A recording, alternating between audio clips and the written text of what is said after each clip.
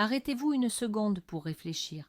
Combien de fois la semaine dernière avez-vous répondu machinalement « ça va » à la question « comment allez-vous » 10, 20 fois, et la question cruciale « combien de fois cette réponse était-elle sincère ?» Et si je vous disais que cette habitude, ce rituel social apparemment inoffensif, érode lentement votre pleine conscience et votre force intérieure? Et s'il existait une réponse qui ne se contente pas de remplacer ce « ça va » vide de sens, mais qui transforme cette question banale en une véritable opportunité de croissance et une preuve de votre volonté inébranlable? Dans cette vidéo, nous n'allons pas seulement apprendre une nouvelle formule. Nous allons décrypter la philosophie des anciens stoïciens, empereurs et penseurs, pour forger ensemble la meilleure façon de répondre à « comment allez-vous » Tao. Une réponse qui changera non seulement la perception que les autres ont de vous, mais aussi la façon dont vous abordez votre propre existence. Restez avec moi. Vous êtes sur le point de découvrir comment une simple conversation peut devenir un entraînement quotidien de votre esprit. Avant de passer aux mots précis, transportons-nous un instant dans la Grèce antique et à Rome. C'est là qu'est né le stoïcisme. Et attention, ce n'est pas une philosophie poussiéreuse réservée aux sages barbus en toge. Imaginez plutôt un système d'exploitation pour l'esprit humain, un système conçu pour fonctionner dans les conditions les plus stressantes, sur le champ de bataille, dans l'arène politique ou en période d'exil. Des figures comme l'empereur Marc Aurèle, qui dirigeait un empire gigantesque déchiré par la guerre et la peste, ou Sénèque, conseiller de l'infâme Néron, ou encore Épictète, passé du statut d'esclave à celui de maître influent, tous utilisaient le stoïcisme comme un outil pratique, presque un mode d'emploi. Leur objectif n'était pas seulement de discourir sur la vertu, mais de la vivre au quotidien. Ils cherchaient à maintenir leur paix intérieure et leur clarté d'esprit lorsque le monde autour d'eux s'écroulait. Et l'idée fondamentale qu'ils nous ont léguée réside dans une distinction simple, mais incroyablement puissante. La distinction entre ce qui dépend de nous et ce qui n'en dépend pas. C'est sur cette fondation que nous allons bâtir notre réponse idéale. Commençons donc par l'analyse du problème en soi. Où se situe le cœur du problème dans cette simple phrase « ça va ». Imaginez une matinée typique. Le réveil n'a pas sonné, vous avez renversé du café sur votre chemise, vous êtes coincé dans les embouteillages, et dans votre tête, une liste interminable de tâches urgentes et d'angoisses se bouscule.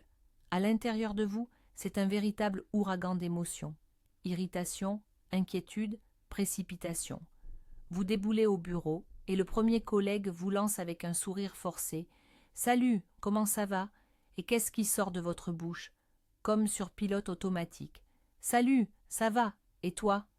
À cet instant précis, il y a une micro-trahison envers vous-même.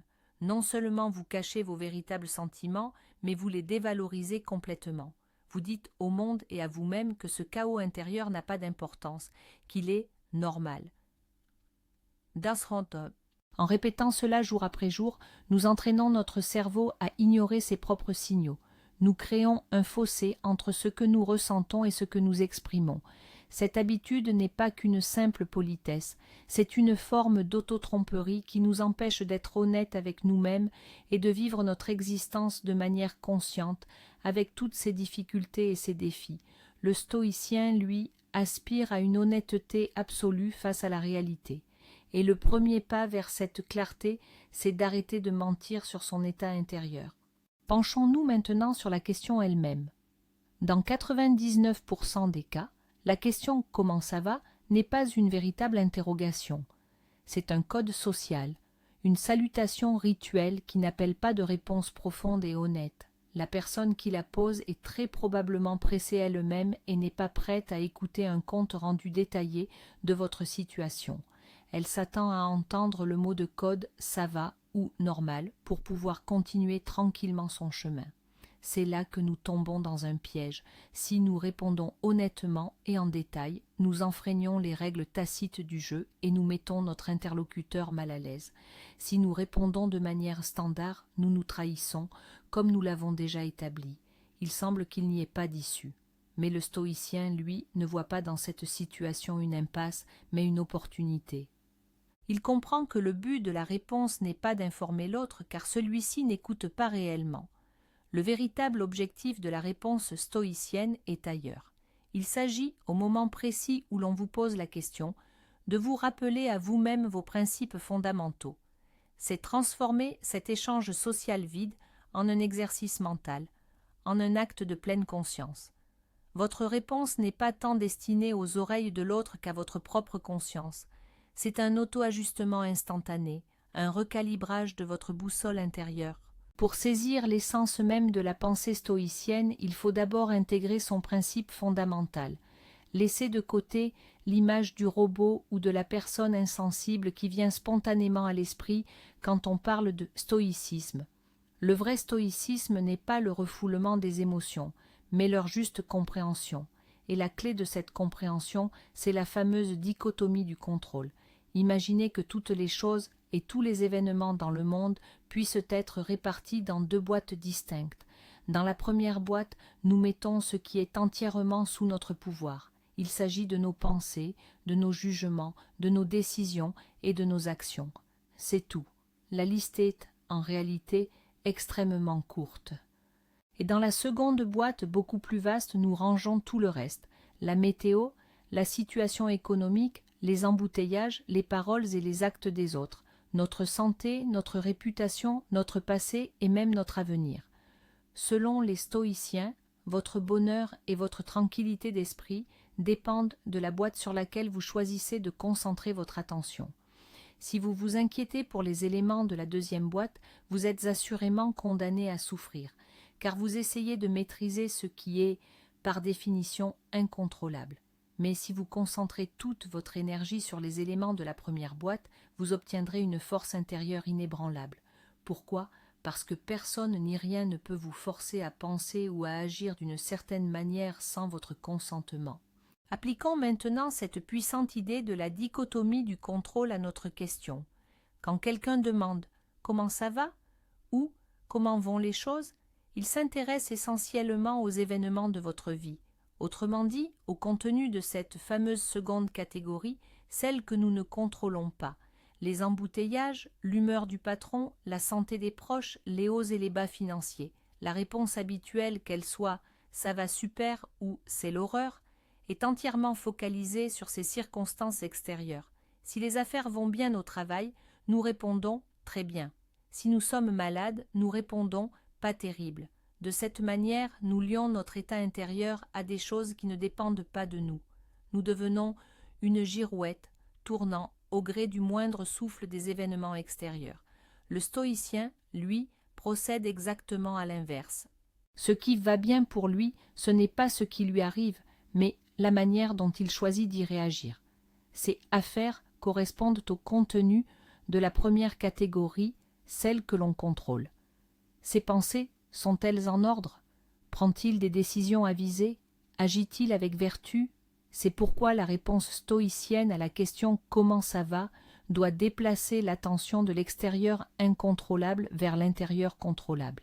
Elle doit refléter non pas l'état du monde qui vous entoure, mais l'état de votre esprit, de votre volonté. C'est un changement de perspective fondamental qui modifie absolument tout. Alors, quel est le premier ingrédient d'une réponse stoïcienne idéale? Il consiste à accepter la réalité telle qu'elle est, sans lui apposer de jugement émotionnel. Les stoïciens nous enseignent que les événements en eux-mêmes ne sont ni bons ni mauvais. Ils existent, point. Ce sont nos évaluations qui les rendent mauvais ou bons. Prenons l'exemple de la pluie. Ce n'est pas du mauvais temps, c'est simplement de l'eau qui tombe du ciel. Si nous la qualifions de mauvaise, c'est à cause de notre jugement, peut-être parce que nous avions prévu un pique-nique. De même, un embouteillage n'est pas un cauchemar, c'est juste un grand nombre de véhicules arrêtés sur une section de route. Ce sont notre impatience et notre irritation qui le transforment en cauchemar. Ainsi, lorsqu'un stoïcien fait le bilan de sa journée, il ne dira pas « j'ai passé une journée horrible parce que mon patron m'a crié dessus ». Il dira plutôt « il s'est passé aujourd'hui des événements que je ne contrôlais pas, comme les paroles d'une autre personne ». Cette approche retire toute dramaturgie de l'équation et permet d'analyser la situation avec lucidité. Cela ne signifie pas qu'il faille ignorer les difficultés. Au contraire, il s'agit de les regarder directement en face, sans y apposer les étiquettes de bien ou de mal. C'est le premier pas vers la maîtrise de soi. Cesser de combattre la réalité et simplement reconnaître les faits. C'est le fondement d'une réponse calme et mesurée. Prenons un exemple concret. Imaginez que vous ayez passé une journée vraiment éprouvante. Vous avez raté une présentation essentielle. C'est un fait, un événement purement extérieur. La personne lambda, si on lui demande « comment ça va ?», répondra probablement quelque chose comme « c'est terrible, j'ai tout gâché aujourd'hui, tout part en vrille ». Dans cette phrase, le fait est mélangé au jugement négatif et à la catastrophe imminente. L'approche stoïcienne, elle, commence par séparer le fait du jugement. Le fait, la présentation est ratée. Le jugement, j'ai échoué. Tout est horrible. Le stoïcien se concentre sur le fait. Mais comment l'exprimer à voix haute sans passer pour un robot? Au lieu de dire « je passe une journée horrible », on pourrait dire « j'ai fait face à certains défis aujourd'hui » ou « la journée a apporté des résultats inattendus auxquels je réfléchis ». Remarquez, dans ces phrases, il n'y a ni plainte ni désespoir. Il y a la simple constatation qu'il y a eu des difficultés, mais elles dégagent aussi une certaine dignité et une absence de panique. Vous n'ignorez pas le problème, mais vous ne le laissez pas non plus définir votre état intérieur. Vous reconnaissez que le monde vous a soumis à une épreuve et vous l'abordez comme un défi, non comme une catastrophe. Cela change toute votre chimie intérieure. Vous cessez d'être la victime des circonstances pour devenir l'observateur, l'explorateur de votre propre vie. Une fois que nous avons accepté la réalité sans jugement, il est temps de passer au deuxième élément, le plus crucial de la réponse stoïque. Il consiste à recentrer notre attention sur notre propre réaction, sur ce qui est en notre pouvoir. Si le premier point concernait la deuxième boîte, voici ce qui est arrivé, le second porte sur la première boîte, voici ce que je décide d'en faire. Marc Aurèle écrivait dans son journal « Choisis de ne pas te sentir offensé, et tu ne le seras pas. Ne te sens pas offensé, et l'offense disparaîtra. » Cela ne signifie pas qu'il faille faire semblant que rien ne s'est passé. Cela signifie qu'il existe un espace entre l'événement et notre réaction. Et c'est dans cet espace que réside toute notre force et toute notre liberté. Face à un défi, le stoïcien se pose cette question. Quelle vertu puis-je manifester dans cette situation? Du courage, de la modération, de la justice, de la sagesse? Sa tâche principale n'est pas de changer les circonstances extérieures, mais d'y réagir de la meilleure manière possible. Par conséquent, ses affaires sont toujours en ordre, s'il agit correctement, même si le monde entier s'écroule autour de lui. Son succès ne se mesure pas à ses réalisations extérieures, mais à la qualité de ses décisions intérieures.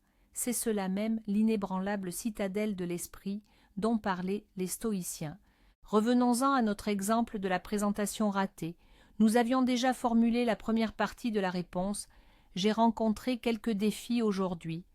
Ajoutons maintenant le second composant en nous focalisant sur notre réaction.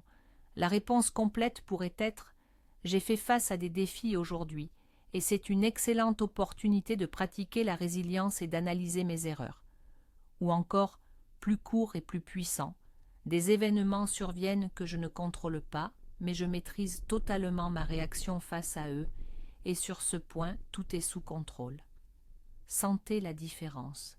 Cette phrase ne dégage pas de la faiblesse mais de la force. Vous ne vous plaignez pas, vous faites un constat et vous affirmez immédiatement votre position active. Vous n'êtes pas une victime, vous êtes un élève qui en tire des leçons. Vous n'êtes pas brisé, vous êtes en plein entraînement. Une telle réponse, même si elle est prononcée pour vous-même et non pour votre interlocuteur, change instantanément votre état d'esprit. Elle vous rappelle où réside véritablement votre force. Au lieu de vous noyer dans l'apitoiement, vous basculez immédiatement en mode résolution de problèmes et développement personnel. Chaque difficulté devient non pas une malédiction, mais un véritable entraînement pour l'esprit. Et c'est là l'essence même de la pensée stoïcienne. On arrive au troisième niveau de la réponse stoïcienne, le plus profond, que l'on pourrait appeler le sommet de cette philosophie. Il s'agit du concept connu sous le nom d'amor fati, l'amour de son destin. Cela sonne peut-être un peu dramatique, mais l'idée, elle, est simple et élégante. Les stoïciens, notamment Marc Aurèle et Épictète, ne proposaient pas simplement d'accepter ce qui arrive, ni même de supporter les difficultés. Ils nous invitaient à aller plus loin, à les aimer. Il faut accepter tout ce qui se passe comme étant nécessaire et juste, comme si c'était notre propre choix. Pourquoi ? Parce que l'univers, ou le logos, était selon eux à la fois intelligent et ordonné. Tout ce qui arrive fait partie d'un plan unique et parfait, et même ce qui nous semble être un mal ou un échec sert en réalité à l'harmonie générale. Par conséquent, résister au destin, c'est comme se battre contre les lois de la physique, c'est inutile et cela gaspille votre énergie. Il est bien plus sage d'accepter tout ce qui arrive avec gratitude, comme un carburant pour révéler nos plus belles qualités. Une présentation ratée ? Parfait, c'est l'occasion idéale de développer l'humilité et la persévérance. La trahison d'un ami ? Excellent, voilà l'opportunité de pratiquer le pardon et l'autonomie. Ce n'est pas du masochisme, mais la forme la plus élevée d'acceptation de la réalité, celle qui nous offre un sentiment incroyable de liberté et de sérénité. En quoi cette philosophie de l'amor fati transforme-t-elle notre monde intérieur et notre réaction aux événements ? Elle anéantit toute velléité de plainte ou de ressentiment. Si vous croyez sincèrement que tout ce qui arrive est pour le mieux, même si vous n'en comprenez pas encore la raison, il est impossible d'avoir une mauvaise journée. Vous n'avez que des journées remplies de leçons diverses et d'opportunités de croissance. Vous cessez de cataloguer les événements comme bons ou mauvais, pour les percevoir comme un flux de vie unique qui vous mène toujours dans la bonne direction. Lorsque vous atteignez cet état d'esprit, la question « comment ça va ?» n'est plus un problème. Vous n'avez pas besoin de chercher une réponse positive à donner. Vous ressentez vraiment que tout est exactement comme cela doit être. Cet état ne dépend ni d'une promotion ni d'un licenciement. Il dépend uniquement de votre choix. Acceptez et aimez votre destinée. Vous n'êtes plus la victime de circonstances aléatoires, mais un participant actif et reconnaissant du grand jeu de la vie. Votre paix intérieure devient inébranlable, car elle ne repose plus sur de fragiles supports extérieurs. Elle est fondée sur une confiance fondamentale envers l'univers. C'est cela, la véritable forteresse intérieure que rien ne peut prendre d'assaut. Le point essentiel à saisir, c'est que la réponse stoïque est avant tout un dialogue intérieur. Ce n'est pas une représentation qu'on donne en public. Souvent, les gens qui débutent dans l'étude du stoïcisme font l'erreur de transformer ces formules en une sorte de mantra qu'ils récitent juste pour avoir l'air sage ou imperturbable. Ils disent « je me concentre sur ce que je peux contrôler », mais intérieurement, ils bouillonnent de colère. Ça ne marche pas. Les mots, ce n'est que la pointe de l'iceberg. Ils doivent refléter votre véritable processus de pensée. C'est pourquoi, avant de répondre à qui que ce soit, répondez-vous à vous-même. Lorsque l'on vous demande « comment ça va ?», utilisez-le comme un temps de pause. Inspirez et faites un rapide scan de la situation à travers le prisme du stoïcisme. Voici les 3 étapes. Premièrement, que se passe-t-il exactement ? Les faits, sans jugement. Deuxièmement, qu'est-ce que je peux contrôler là-dedans ? Mes pensées et mes actions. Troisièmement, quelle est la meilleure façon de réagir maintenant, celle qui incarne la vertu? Ce n'est qu'après ce rapide calibrage intérieur que votre réponse extérieure aura du poids. Ce ne sera pas une simple phrase apprise par cœur, mais le reflet sincère de votre état. Et les gens le sentiront. Ils ne sentiront pas les mots, mais le calme et la maîtrise intérieure qui les soutiennent. Passons maintenant à des formulations concrètes que vous pourrez utiliser au quotidien. Il est crucial de retenir qu'il n'y a pas de formule magique universelle.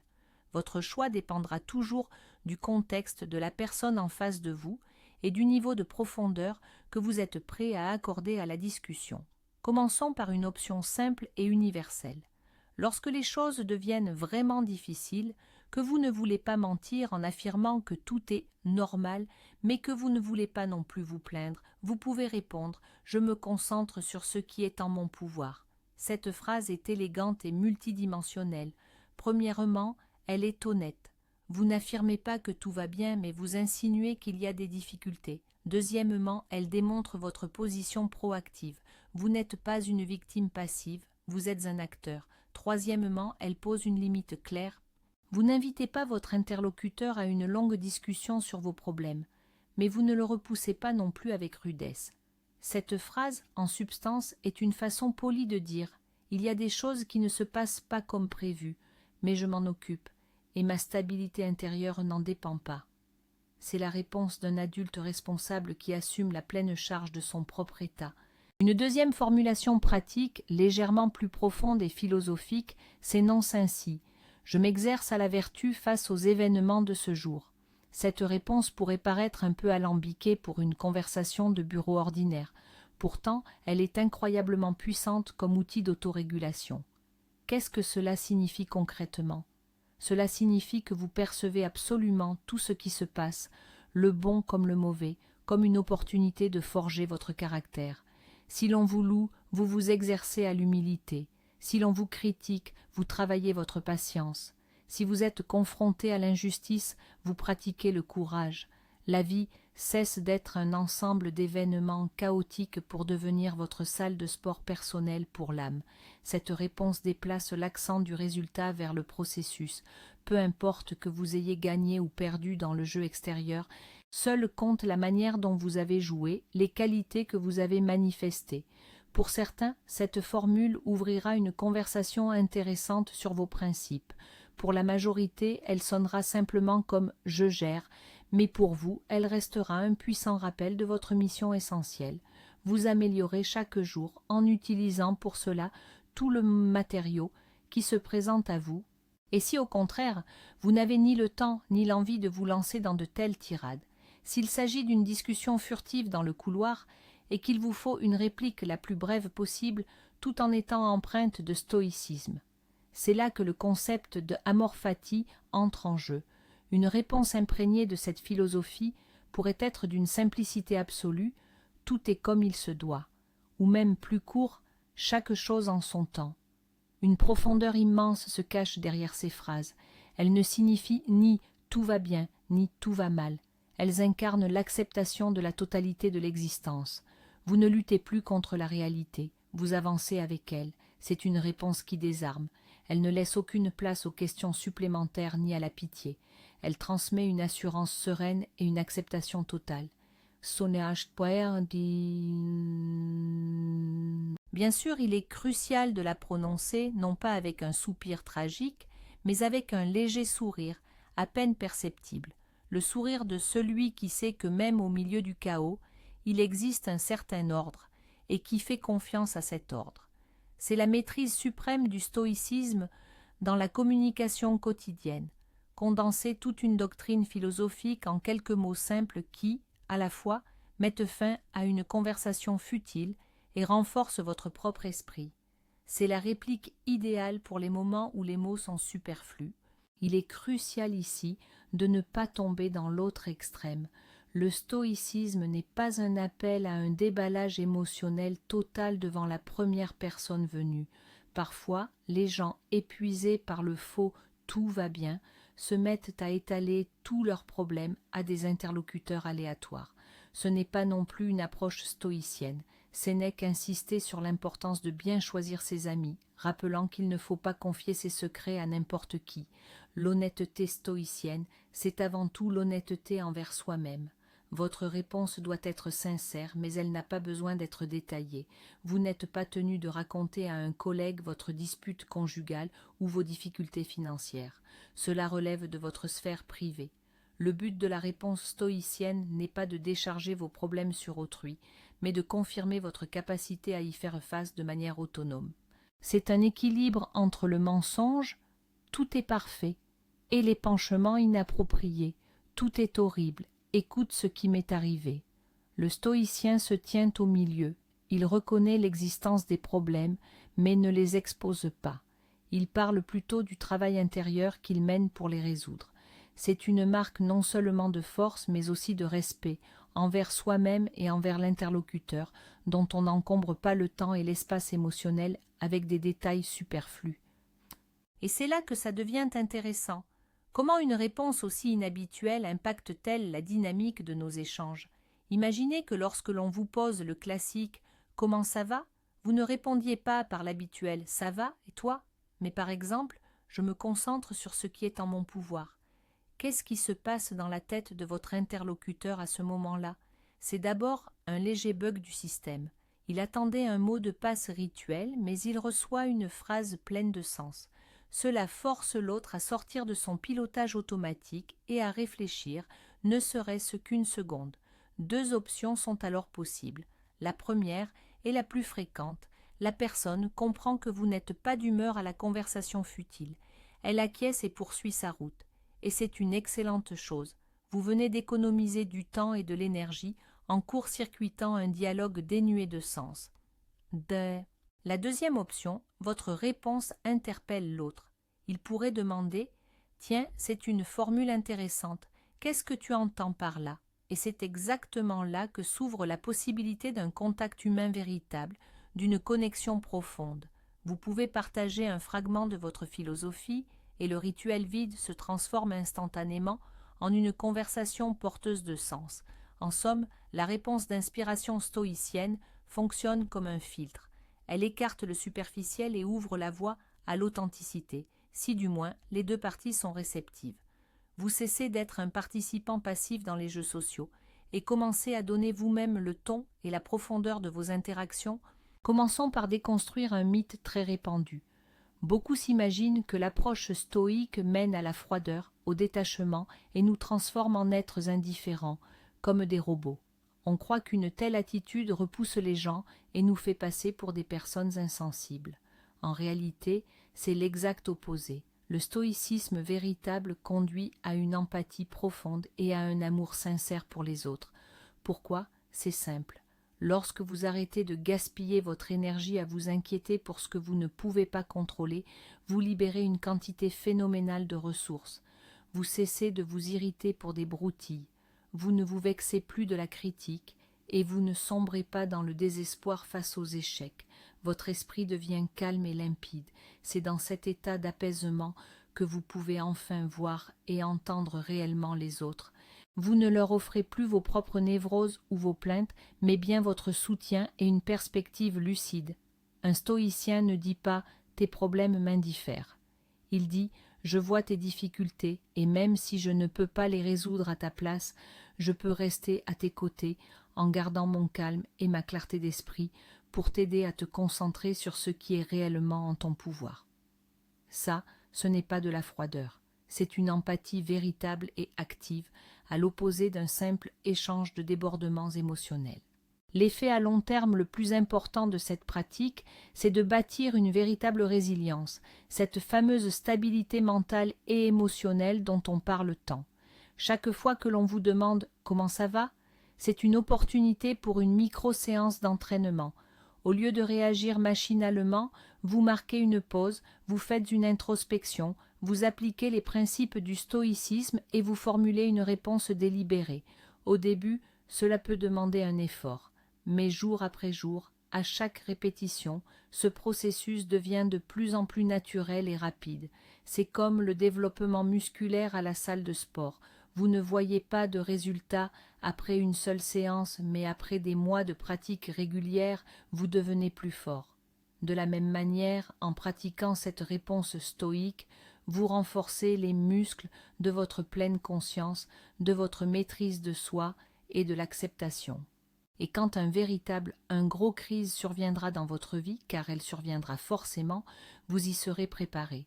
Vous aurez déjà développé la capacité d'affronter les difficultés, de séparer les faits des émotions et de vous concentrer uniquement sur vos actions. Cette simple question « Comment ça va ?» deviendra votre dojo quotidien, votre salle d'entraînement personnel pour l'esprit. Et finalement, nous réalisons que la meilleure réponse du stoïcien ne passe pas par les mots. Les mots ne sont que des béquilles, surtout au début du parcours. L'objectif ultime pour celui qui pratique le stoïcisme est d'atteindre un tel état de paix intérieure et de sérénité qu'il se dégage naturellement sans avoir besoin de parler. Imaginez une personne qui entre dans une pièce.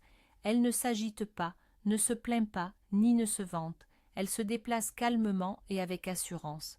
Son regard est clair. Sa posture respire la dignité.